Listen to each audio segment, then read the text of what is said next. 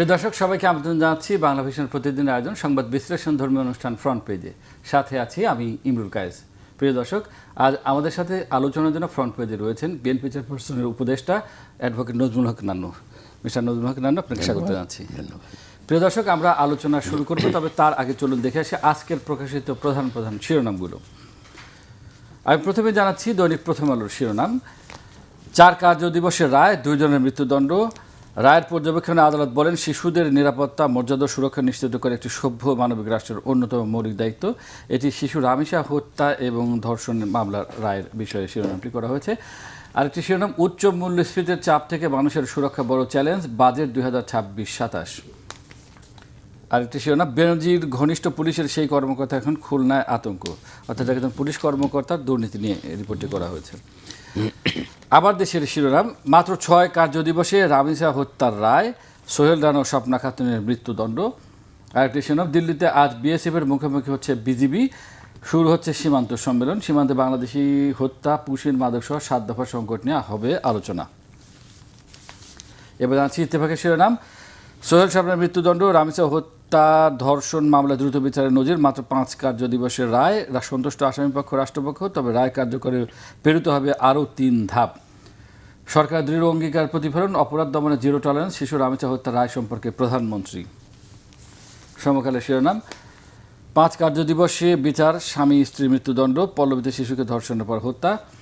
আরেকটি শিরোনাম, আন্তর্জাতিক আইন মানতে চায় ঢাকা, সাড়া নেই দিল্লির, পুশিন বিষয়ে শিরোনামটি করা হয়েছে। আরেকটি শিরোনাম, বিদ্যুৎ গ্যাস নিয়ে সংসদে বাহাস, জেরার মুখে মন্ত্রী। এবার আছে যুগান্তরের শিরোনাম, দ্রুত বিচারে নতুন মাইল ফলক, সোহেল ও স্ত্রী স্বপ্নাকে ফাঁসিতে ঝুলিয়ে মৃত্যুদণ্ডের আদেশ। আরেকটি শিরোনাম, সুশাসনের ঘাটতি ও দলীয় প্রভাব, বিএনপির ইফতার পূরণের ঝুঁকি, টিআইবির গবেষণা প্রতিবেদন।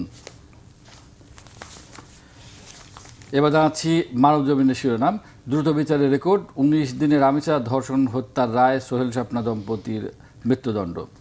আরেকটি শিরোনাম, মতিঝিলে ব্যবসায়ীকে গুলি করে $17,000 ছিনতাই। কালের কণ্ঠে শিরোনাম জানাচ্ছি, সোহেল স্বপ্নার মৃত্যুদণ্ড, রামিসা ধর্ষণ হত্যা মামলার রায়। আরেকটি শিরোনাম, ডাক্তার MROর লোভে সর্বশান্ত রোগী, প্রেসক্রিপশনের আড়ালে, অর্থাৎ এটি একটি অনুসন্ধানী প্রতিবেদন করা হয়েছে। কালবেলা শিরোনাম, ক্লাসের বাইরে 3,500 শিক্ষক, শ্রেণীকক্ষের বাইরে থাকা শিক্ষক, স্কুল কলেজে প্রায় 2,500, পাবলিক ভার্সিটিতে প্রায় 600, বেসরকারি ভার্সিটি অন্যান্য মিলিয়ে প্রায় 500। এবার জানাচ্ছি ইনকিলাবের শিরোনাম, উচ্চ আদালতে ঝুলছে বহু চাঞ্চল্যকর মামলা, রামিসা হত্যাকারীদের রায় কার্যকর কবে। আরেকটি শিরোনাম, সনদ নির্ভর নয়, দক্ষ ও কর্মমুখী শিক্ষা ব্যবস্থা গড়ে তোলার উপর গুরুত্ব আরোপ প্রধানমন্ত্রীর। জানাচ্ছি বাংলাদেশ প্রতিদিনের শিরোনাম, সোহেল স্বপ্না ফাঁসি, 6 কার্য দিবসের রায়ের রেকর্ড, খুশি রাষ্ট্র আসামিপক্ষ। আরেকটি শিরোনাম, বিনিয়োগে স্থবিরতা, কর্মসংস্থানে খরা। দেশ রূপান্তরের শিরোনাম, ইতিহাসের দ্রুততম রায়, সোহেল স্বপ্না দম্পতির মৃত্যুদণ্ড।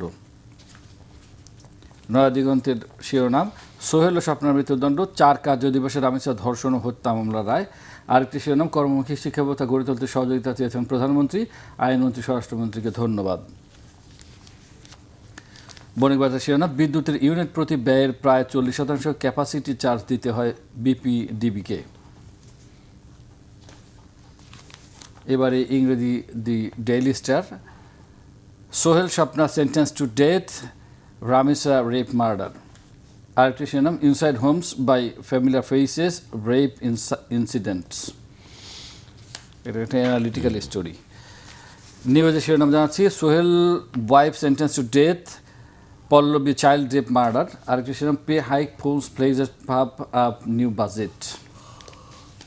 এবং সবশেষ জানাচ্ছি ডেইলি অবজারভারের শিরোনাম, Sohel Swapna sentence to death. আরেকটি শিরোনাম, inflation rises to 9.42% in May, highest in 16 months. জি জনাব নজরুল জানু, মোটামুটি সবগুলোর শিরোনামই করলাম, এবং একটি শিরোনাম কমন, একটি খবর কমন, সেটি হচ্ছে যে শিশু রামিসা ধর্ষণ ও হত্যা মামলা, এটি কেউ বলছে 4 কার্য দিবস, কেউ 5 কার্য দিবস, কিন্তু দিবস যাই হোক, আসলে খুবই দ্রুততম সময়ের মধ্যে রায় দেয়া হয়েছে এই মামলার। এখন রায় কার্যকরের আসলে অপেক্ষা, আরও ধাপ পেরোতে হবে নিশ্চয়ই। আমরা জানি যে হাইকোর্ট, সুপ্রিম কোর্ট আসবে, কিন্তু আমাদের দেশে তো আসলে বলা হয়ে থাকে যে আইনের শাসন নাই, ন্যায় বিচার অনেকে পাইতেছেন। ইভেন রামিসার বাবাও কিন্তু হতাশা ব্যক্ত করেছিলেন রায় পাবেন কিনা বা সঠিক বিচার পাবেন কিনা সেই বিষয়টি নিয়ে। কিন্তু আমরা দেখলাম যে এই ক্ষেত্রে উল্টো খুব দ্রুততম সময়ে রায় দেয়া হলো। এই বিষয় নিয়ে আপনি আসলে কিভাবে দেখছেন? এবং এর সাথে একটু বলছি যে প্রধানমন্ত্রীও কিন্তু বলেছেন যে আইনের শাসনের বিষয়ে সরকার যে দৃঢ় অঙ্গীকারবদ্ধ সেটি এই রায়ের মাধ্যমে প্রকাশ পেয়েছে। ধন্যবাদ আপনাকে। আপনি সঞ্চালক মহোদয়, আপনি সমস্ত পত্রিকার হেডলাইনগুলো শোনালেন। আজকে সমস্ত পত্রিকার একই সুর, রামেসা হত্যা মামলার দ্রুতগতিতে দ্রুততম সময়ের মধ্য দিয়ে রায় ঘোষিত হয়েছে। এটা খুবই সত্য কথা যে এই রায় জনগণের একটা আন্দোলন ছিল, সেটা প্রত্যক্ষভাবে আইনের শাসন এবং তার বাস্তবায়নের জন্য। আমরা জানি যে একটি কথা প্রচলিত আছে, জাস্টিস ডিলেইড, জাস্টিস ডিনাইড। যদি সেখানে যে কোনো বিচার যদি বিলম্বিত হয়, সেই বিচারের আর কোনো মূল্য থাকে না, বিচারকে সেখানে অবজ্ঞা অবহেলা করা হয়। কিন্তু রামেসা হত্যাকাণ্ড এমন একটি ঘটনা ঘটেছে, তার ধর্ষণ, একটা শিশু কতটা পাশবিক হতে পারে, কতটা নির্মম হতে পারে, মধ্যযুগে বা প্রাচীনকালের কোনো ঘটনার সাথেই এটা তুলনা করা যায় না। এই ঘটনা কেমন করে হলো? শুধুমাত্র শাস্তি দিয়ে ফাঁসিতে ঝুলিয়ে দিলেই রামেসার বাবার কাছে তো তার কোনো সান্ত্বনা থাকে না। সারা জীবন যতদিন বেঁচে থাকবেন, একটা শিশু ধর্ষিতার বাবা উনি, এই পরিচয়ই যেন তাকে বহন করে বিদায় নিতে হবে। রামেসার বাবা, মা, ভাই, বোন বা আত্মীয় স্বজন। তাহলে এটা কেন হলো আমাদের দেশে? আজকে চারিদিকে যেন মনে হয় একটা অন্য ধরনের ঘটনা ঘটছে। চারিদিকে এই শিশুদের উপর নির্যাতন, ধর্ষণ। এর আগে আসিয়াকে হত্যা করা হয়েছিল, কই তার রায় তো নাই। বিচারের বাণী নীরবে নিভৃতে কানে, বিচার হয়ে যায় কিন্তু কার্যকরী হয় না। ঠিক এই জায়গায় একটু আপনার কাছে জানতে চাচ্ছি যে যেমন রামেসা এই শিশুটির ক্ষেত্রে আমরা দেখলাম যে ব্যাপক আন্দোলন হলো, খুব ব্যাপক মাত্রায় এটি মানুষ আসলে সম্পৃক্ততা আমরা লক্ষ্য করেছি। কিন্তু যে ঘটনার ক্ষেত্রে এরকম হয় না, অর্থাৎ মানে এরকম আন্দোলন হয় না বা ইয়ে হয় না, সেই ঘটনাগুলো কি রায় তাহলে হয় না বা অথবা আড়ালে পড়ে যায়? মানে এটা কি আসলে বিচার, স্বাধীন বিচার ব্যবস্থা আমরা বলে থাকি যে বিচার হয় না বা আড়ালে পড়ে যায় বা পেছনে পড়ে যায়, এটা থেকে আসলে উত্তরণ করা দরকার কিনা বা কিভাবে আমরা উত্তরণ করব? এখন কথাটা যে ঘটনা আন্দোলন করবে সেটার বিচার হবে আর অন্যটা হবে না। ট্রু, খুব সত্য কথা বলেছেন আপনি, যে আন্দোলন করলেই বিচার হবে, আন্দোলন না করলে হবে না। একটি উদাহরণ আপনাকে আমি দিতে পারি। আপনার বোধহয় মনে আছে, কয়েক বছর আগে চিটংয়ে আপনার মেজর সিনহাকে নিষ্ঠুরভাবে হত্যা করা হয়েছিল। তার গলার উপর পা রেখে পর্যন্ত চাপ দিয়ে আবার গুলি করা হয়েছে। আপনার নিশ্চয়ই মনে আছে যে সেখানে তার নাম ছিল প্রদীপ দাস, এবং তার সাথে আরেকজন ছিলেন প্রদীপ দাস এবং আরেকজন ছিলেন। মেজর সিনহাকে হত্যা করবার পরে এটার কিন্তু রায় হয়েছে মৃত্যুদণ্ডের, কিন্তু চাপা পড়ে আছে। কিন্তু কোথায় আছে, কিভাবে আছে, এই সব আসামিরা কিন্তু আশা করে যে আমার টাকা আছে, অজস্র টাকা পাচারও করেছে বাইরের প্রতিবেশী কোনো রাষ্ট্রে আর কি, যে একদিন না একদিন আমরা বেরিয়ে যাব। অজস্র এরকম ধরনের কিন্তু আপনার হত্যাকাণ্ডের রায় কিন্তু চাপা পড়ে আছে। তাহলে আপনি যে প্রশ্নটি করেছেন এটাও খুবই সত্য। এই যে বিলম্বিত যে অবস্থান, এই অবস্থান থেকে আস্তে আস্তে ঢাকা পড়ে যায়। এমনও অনেক সময় আছে যে 20 বছর পরে ছাড়া পেয়ে যায়, 15 বছর পরে ছাড়া পেয়ে যায়। তাহলে আইনের ত্রুটিটা কোথায়? আইনের ত্রুটি হলো এই যে লক্ষ লক্ষ মামলাগুলো পড়ে আছে, এই মামলার জট ছাড়ানো এবং ঘন ঘন এই যে তারিখ নির্ধারণের জন্য বিচার ব্যবস্থার আমূল সংস্কার প্রয়োজন। কিভাবে সেই সংস্কার প্রয়োজন? সেটা হলো এই যে বিপুল সংখ্যক আপনার অত্যন্ত যোগ্যতম বিচারক নিয়োগ করতে হবে, প্রশাসনিক বিচার কাঠামোকে উন্নত করতে হবে এবং বিচার ব্যবস্থাকে ঢেলে সাজাতে হবে। বিচার ব্যবস্থার স্বাধীনতাকে পরিপূর্ণভাবে তাদের কার্যাবলী চালিয়ে যাওয়ার অনুমতি দিতে হবে, আইন পাশ করতে হবে এবং দ্রুততম সময়ের মধ্যে বিচারের সময়সীমা নির্ধারণ করতে হবে। আমার কথাটা হলো, মামলাগুলোর সময়সীমা যদি নির্ধারণ করা যায় তাহলেই শুধুমাত্র বিচারকে দ্রুত গতিতে এর একটা সমাধানের পাওয়া যায়। নট অনলি দ্যাট, বিচারের রায় হয়ে যাবার পরে এটাকে আপনার বাস্তবায়ন করতে হবে। বাস্তবায়ন না করলে কোনো বিচারই সম্পূর্ণ হয়েছে এটা বলা যাবে না।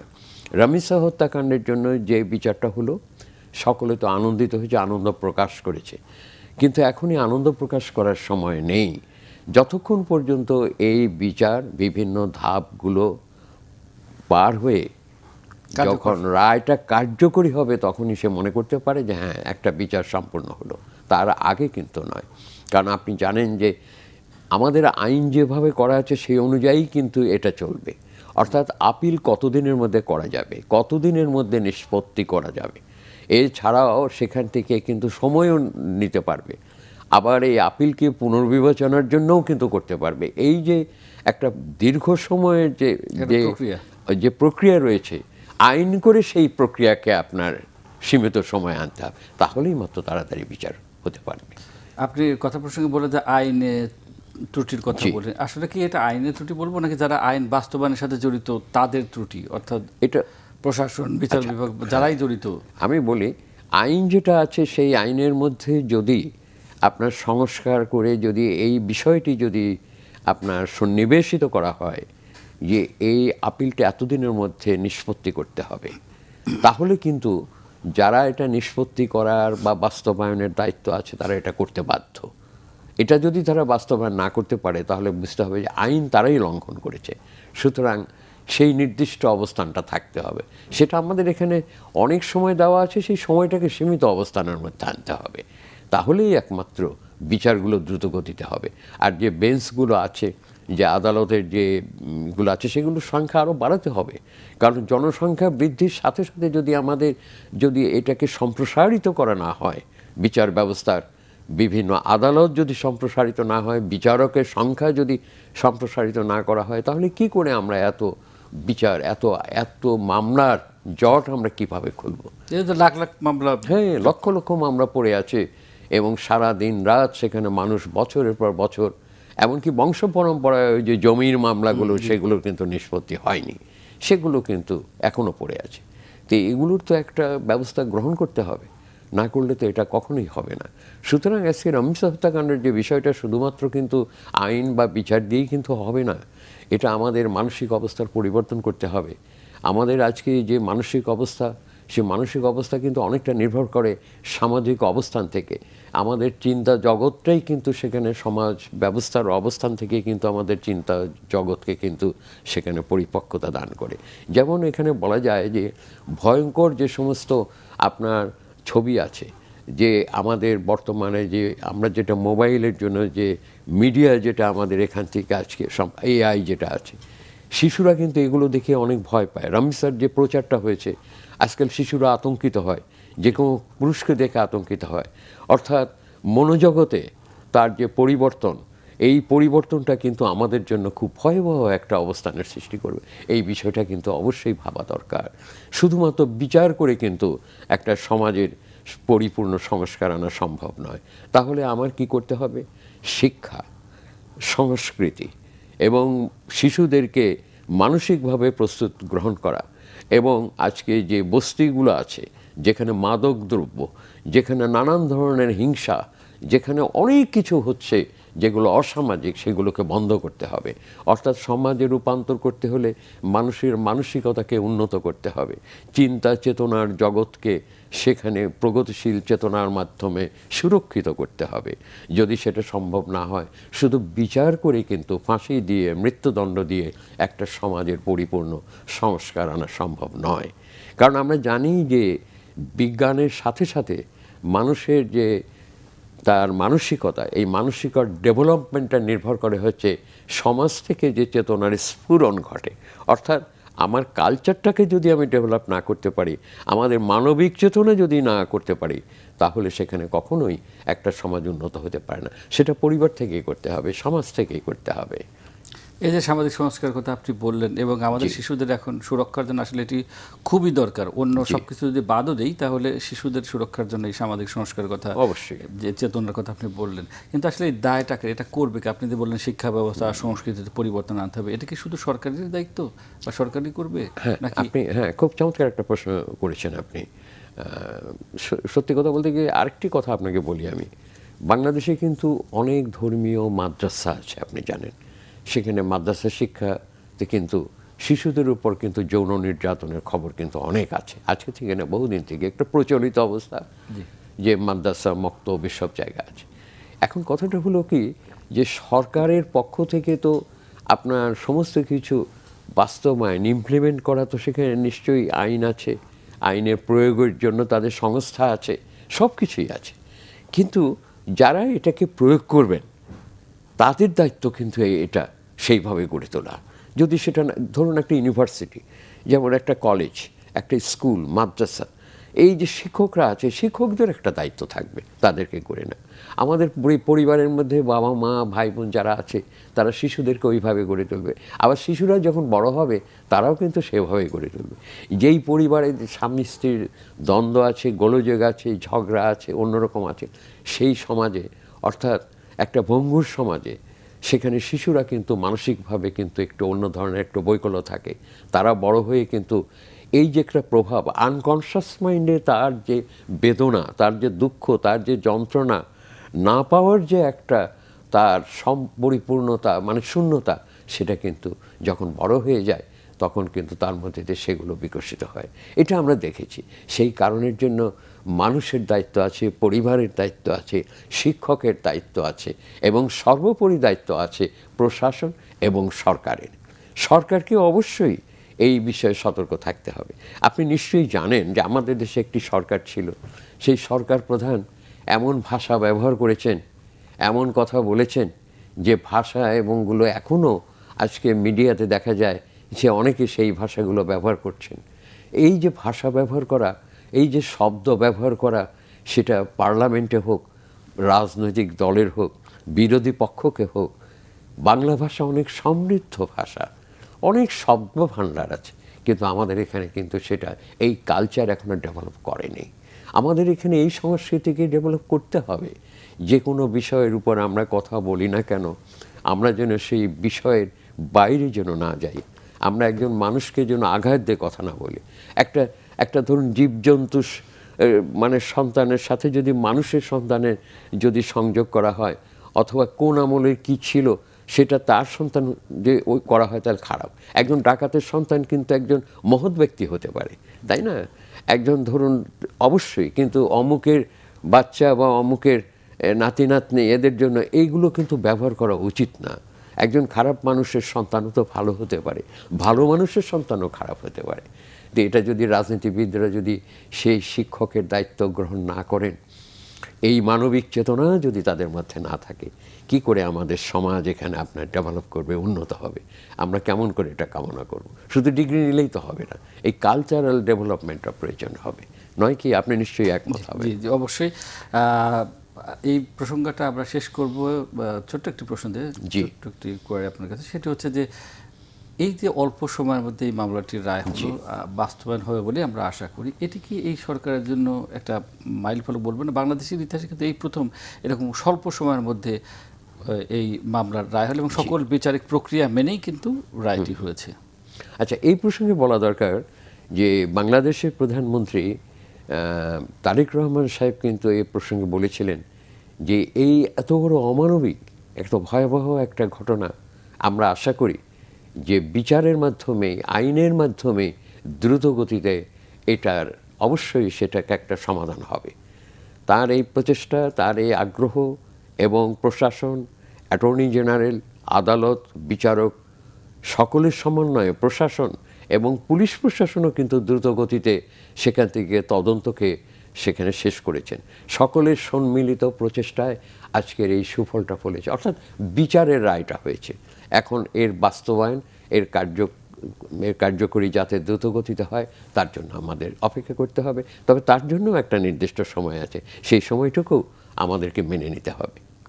এই অবশ্যই করতে হবে। আমরা একটু বাজেট অধিবেশনের দিকে যাই। বাজেট, আপনি জানেন যে গতকাল থেকে বাজেট অধিবেশন শুরু হয়েছে জাতীয় সংসদে, কিন্তু এই পর্যায়ে আমরা দেখছি প্রথম আলো, আমার দেশ, ডেইলি অবজারভার সহ কয়েকটি কাগজ শিরোনাম করেছে তো উচ্চ মূল্যস্ফীতি যেটা বর্তমানে বিরাজ করছে, এবং বর্তমানে মূল্যস্ফীতি 9.42% অর্থাৎ এপ্রিল মাসে সেটা ছিল 9.04%। এভাবে মূল্যস্ফীতি বাড়ছে। একই সাথে আমরা দেখছি যে প্রতিনিয়ত নিত্য প্রয়োজনীয় জিনিসপত্রের দাম বাড়ছে, তেল সহ জ্বালানির দাম 2 দফা বেড়েছে। এই অবস্থায় বাজেটে মূল্যস্ফীতি কমানোর জন্য কি ধরনের আসলে গুরুত্ব দেওয়া উচিত বলে আপনি মনে করেন? আচ্ছা, বাজেটে মূল্যস্ফীতি এটাকে কমানোর জন্য যে বিষয়টি সবচাইতে বেশি করে আজকে দৃষ্টি দিতে হবে সেটা হলো এই যে আমাদের দেশে সবচাইতে কোন উৎপাদন বা কোন জিনিসটার উপর নির্ভর করে? কৃষিপণ্য। কৃষিপণ্যের উপর নির্ভর করে আমাদের চলতে হবে। প্রথমেই আমাদের দেখতে হবে যে কৃষিপণ্য কত বেশি আমরা এখানে উৎপাদন করতে পারবো, আর সেই কৃষিপণ্য উৎপাদনের জন্য প্রয়োজন হচ্ছে সেচ ব্যবস্থা এবং কৃষিপণ্যের জন্য যে সমস্ত সার, তারপরে সেচ ব্যবস্থা, জ্বালানি তেল, এবং যাতে করে তারা কৃষকরা যাতে স্বল্প মূল্যে এই বিষয়গুলো ক্রয় করতে পারে, এই জিনিসগুলো ক্রয় করতে পারে, এবং সেচ ব্যবস্থা যাতে উন্নততর করতে পারে, সেটার জন্য আজকে এই জায়গায় ছাড় দিতে হবে তাদেরকে, সরকারকে। তাদের এখানে কর ব্যবস্থার থেকে তাদের রেহাই দিতে হবে। তারপরে জ্বালানি ক্ষেত্রেও কিন্তু সেখানে কর ব্যবস্থা বিরাটভাবে আপনার সেখান থেকে তাদেরকে ভর্তুকি দিতে হবে। এছাড়াও আর শিল্প পণ্য যেটা কৃষি ক্ষেত্রে যে জ্বালানি ব্যবস্থা, সেইটার ক্ষেত্রে কিন্তু অবশ্যই সেখান থেকে ছাড় দিতে হবে। তাহলে হবে কি যে আমাদের মূল্যস্ফীতির যে বিষয়টা আছে সেটা কিছুটা হলেও, আংশিক হলেও ধীরে ধীরে এটা অনেক কমে যাবে, এ সম্পর্কে কোনো সন্দেহ নেই। কারণ আমাদের কৃষিটাই হচ্ছে প্রধান। এই কৃষিকে যদি আমরা আজকে পরিপূর্ণভাবে যদি এর উৎপাদন বৃদ্ধি করতে পারি, এবং এই উৎপাদনের সাথে যেই জনগণ অর্থাৎ কৃষকরা আছেন তাদের যদি স্বার্থের দিকে যদি আমরা দৃষ্টি দেই, তাহলে আমাদের কৃষি পণ্য যেমন উৎপাদন বেশি হবে, জিনিসপত্রের কিন্তু অনেক মূল্য কমে যাবে। এই ক্ষেত্রে আরেকটি বিষয় প্রশাসন গ্রহণ করতে পারে, চিরকালই যেটা বলে আসা হয়েছে, তা হলো মধ্যস্বত্বভোগী। কৃষকরা পণ্য নিয়ে যখন বাজারে আসে তখন মধ্যস্বত্বভোগীরা তারা সেখান থেকে খুব কম দামে সমস্ত জিনিসগুলো ক্রয় করে তারা বিভিন্ন শহর, বন্দর, গঞ্জে তারা যে বিক্রি করে সেটা অনেক বেশি দামে। সুতরাং এই মধ্যস্বত্বভোগীদের সেখানে যে অত্যাচার, তাদের যে নিয়ম বহির্ভূত কাজ, সেগুলো আজকে প্রশাসন অত্যন্ত দুর্নীতিমুক্তভাবে এই কাজটা করতে পারে। আপনার তো নিজেরও অভিজ্ঞতা আছে, আপনি অনেকদিন চীনে ছিলেন, পড়াশোনা করেছেন, গণচীনের বিভিন্ন স্থানে গিয়েছেন, এবং আপনার অনেক অভিজ্ঞতা আছে। আমি সাম্প্রতিককালে গিয়েছিলাম এপ্রিলে, যে বিএনপির যে হাই লেভেল ডেলিগেশন ছিল, একজন সিনিয়র মেম্বার হিসেবে। আমি কিন্তু এই একটি কথাই শুনেছি, আপনি যেটা শুনেছেন, যে প্রথম কথাটা হলো যে একটা দেশের দুর্নীতিকে প্রথমে দূর করতে হবে এবং এটার উপর আঘাত দিতে হবে। আপনি তো নিশ্চয়ই জানেন, দুজন প্রতিরক্ষা মন্ত্রী চায়নার, তাদের মৃত্যুদণ্ড কিন্তু সেখান থেকে কার্যকর হয়েছে শুধু এই দুর্নীতির জন্যে। তা আমরা যখন আপনার এই মূল্যস্ফীতিকে যখন আমরা বলছি যে একটা সহনীয় পর্যায়ের মধ্যে আনবো, সেক্ষেত্রে কিন্তু দুর্নীতি হবে প্রধান, এবং এটাকে কিন্তু আজকে টার্গেট করে এগিয়ে নিয়ে যেতে হবে। আমরা কিন্তু এন্টি কারাপশনের কিন্তু খুব বেশি কার্যক্রম দেখিনি। শুধু তাই না, আমি গত রিসেন্টলি দেখলাম 2-3 দিন আগে মালয়েশিয়াতে কিন্তু একজন মন্ত্রীকে আটক করা হয়েছে এই ঘুষ গ্রহণ বা দুর্নীতি। কিন্তু আমাদের দেশে এই ধরনের উদাহরণ আমরা তো মন্ত্রিত্ব বা দূরের কথা, আরো ছোট লেভেলে যারা কর্মকর্তা বা বিভিন্ন পর্যায়ে যারা রয়েছেন তাদের ক্ষেত্রে কিন্তু খুব যে বেশি দুর্নীতি বিরোধী, তাদের বিরুদ্ধে অ্যাকশন নেওয়া বা বিচার দ্রুত কার্যকর করা, এরকম কিন্তু খুব। আপনি খুব ভালো করে লক্ষ্য করেছেন, যেহেতু আপনি একজন অভিজ্ঞ জার্নালিস্ট, বয়সের তুলনায় আমি চিনি, আপনি বোধহয় দেখেছেন যে আমি আশা করেছিলাম যে ডক্টর মোমেন যখন, প্রফেসর ইউনূস সাহেব যখন প্রধান উপদেষ্টা ছিলেন, উনি এসেছেন, ডক্টর মোমেন সাহেবকে আমি চিনতাম, কিন্তু দুর্ভাগ্যবশত দুঃখের বিষয় যে দুর্নীতির কোনো মামলা একজন সাংবাদিকের অ্যাকাউন্টে 1050 কোটি টাকা লেনদেন হচ্ছে, হয়তো দুর্নীতির মামলা নেই। একজনে 132 কোটি টাকা মার্ডার কেসে দিয়ে দিয়েছে, কিন্তু দুর্নীতির মামলাটা কোথায়? এবং আমি কেন যে কোনো ব্যক্তি চ্যালেঞ্জ করে বলতে পারে জাতীয় পার্টির টাকা নিয়ে নিয়ে ভোট ভাগাভাগি হয়েছে, এবং বহু জাতীয় পার্টি নেতা কিন্তু বিদেশে আছে, তাদের নাম দেখা যাবে না, যারা আছে তাদের বিরুদ্ধেও কোনো দুর্নীতি মামলা নেই। হয় কেন, এটা হলো কেন? এবং দুর্নীতির মামলাটা প্রায় নেই বললেই চলে। এবং দুর্নীতি দমন কমিশন কিন্তু এখন পর্যন্ত না, দুর্নীতি দমন কমিশন এখন পর্যন্ত কোনো অ্যাক্টিভ না, চুপচাপ বসে আছে। গঠনই তো করেন না, গঠন হ্যাঁ, চলে যাওয়ার পর থেকে নতুন করে কোনো গঠন হয়নি। এবং সবসময় দুর্নীতি দমন কমিশন দেখা যায় যে সেখানে দুর্বল একটা সংগঠন, হঠাৎ করে সাংবাদিক সম্মেলন করে কাকে ডাকে কীভাবে নিয়ে যায়, এটা হবে না। আপনার যত কিছুই হোক না কেন, আজকে দুর্নীতি দমন কমিশনকে যদি শক্তিশালী না করা যায়, তাহলে কোনো অবস্থাতেই আমাদের দেশের অগ্রগতি, উন্নতি বলেন, আমাদের দেশের অর্থনৈতিকভাবে আমরা স্বাবলম্বী হব, কোনো অবস্থা থেকে সেটা সম্ভব হতে পারে না। এটাকে দূর করতে হবে সর্বপ্রথমে। এবং আপনি তো একজন, সত্যি কথা বলতে গেলে আপনি ডিপ্লোম্যাটিক একটা প্রতিষ্ঠানের সাংবাদিক হিসাবে আপনি বাংলাদেশে এখন হচ্ছে আপনি বোধহয় সম্পাদক, বোধহয় সাধারণ সম্পাদক। সুতরাং বিভিন্ন দেশের আপনি যোগাযোগের ক্ষেত্রেও আপনি জানেন যে দুর্নীতি একটা সবচেয়ে বড় বিষয়, যেটাকে আজকে সব দেশেই এই একটা জিনিস সম্পর্কে একটা সতর্ক অবস্থানে থাকে। আচ্ছা, এই প্রসঙ্গে বর্ডার এলাকার মধ্যে দিয়ে যে বিষয়টা আছে, জি পুশিন, একদম 1 মিনিটে যদি বসে, আমরা শেষে চলে এসেছি। পুশিনের ঘটনা নিয়ে আজকে দিল্লিতে বৈঠক হওয়ার কথা। আপনি জানেন যে সম্প্রতি ভারতের দিক থেকে পুশিন করার চেষ্টা করা হচ্ছে, এই বিষয়টি একটা উত্তেজনা চলছে সীমান্তে। যদি 1 মিনিটের মধ্যে একটু এই বিষয়ে। আচ্ছা, একেবারেই 1 মিনিটের মধ্যে বলতে গেলে বলতে হয় যে এই প্ল্যানটা তারা বহু আগে থেকে করেছে। যখন তাদের দেশের নাগরিক, আপনি জানেন যে নাগরিককে এই একটা করেছিলেন হচ্ছে আপনার যে ভারতের নাগরিক কারা, সে ব্যাপারে তারা একটা জরিপ করেন। আসাম এবং পশ্চিমবঙ্গে বেশি করে করা হয়েছে, কিন্তু মুসলমানদেরকে সেখানে বাদ দেওয়া হয়েছে। বিশেষ করে বাঙালি মুসলমান যারা আছে তাদেরকে তাদের ভোটার লিস্টের মধ্যে তারা নাম নেয়নি। এই প্রোগ্রামটা বহু আগের থেকেই করে এসছে অমিত শাহ এবং এখানে শুভেন্দু অধিকারী, এরা বিজেপির পক্ষ থেকে এটা করেছে, এবং সেই মানুষগুলোকে তারা পুশিন করার চেষ্টা করছে। তাদেরকে আমাদের বাংলাদেশ থেকে বলা হয়েছে, বিজেপি থেকে বলেছে যে আপনারা যারা আজকে মনে করছেন যে নাগরিক নয়, সেটা আইনের আওতার জন্য আপনি আদালতে নিয়ে যান, আপনারা জোর করে কেন এখানে করছেন? এটা তো কোনো আইনগত ভিত্তি নাই। কিন্তু সেগুলো তারা শুনছে না। অর্থাৎ বড় দেশ হিসাবে আমাদের একটা ছোট দেশ পেয়ে ইচ্ছে মতো তারা এগুলো করছে। এবং সবচেয়ে বড় কথা হলো যে আন্তর্জাতিকভাবে যে যুদ্ধ হচ্ছে, জাতিসংঘ নিষ্ক্রিয়, আমেরিকা ইচ্ছামতো বোম্বিং করছে, ইসরায়েল ইচ্ছামতো লেবানন এবং গাজাকে আক্রমণ করছে, কেউ কোনো কথা বলে না। সুতরাং ভারতের মতো একটু মোটামুটি বড় দেশ, তারা মনে করে যে বাংলাদেশের উপর একটা চাপ প্রয়োগ করলেই সব কিছু হবে। নেপালের সুবিধা করতে পারেনি। সুতরাং বাংলাদেশের জনগণ বিরাটভাবে সহযোগিতা করেছে, দেখেছেন, অকল্পনীয়। তারা আমাদের দেশের বর্ডার গার্ড যারা আছে তাদের পাশে থেকে যে সার্ভিস দিচ্ছে, তারা জীবনের ঝুঁকি নিয়ে, অকল্পনীয়। তাদেরকে অভিনন্দন এবং ধন্যবাদ জানানো উচিত। জি, ধন্যবাদ অ্যাডভোকেট নজরুল হক নান্নু, আপনাকে আপনাকে ধন্যবাদ। আমরা আমাদের অনুষ্ঠানের একদম শেষ পর্যায়ে চলে এসেছি। ফ্রন্ট পেজ অনুষ্ঠানটি প্রতিদিন সকাল 9:20 থেকে 25 মিনিটের মধ্যে প্রচার হয়। দেখার আমন্ত্রণ জানিয়ে আজ এখানেই শেষ করছি। সবাই ভালো থাকুন, সুস্থ থাকুন, আল্লাহ হাফেজ।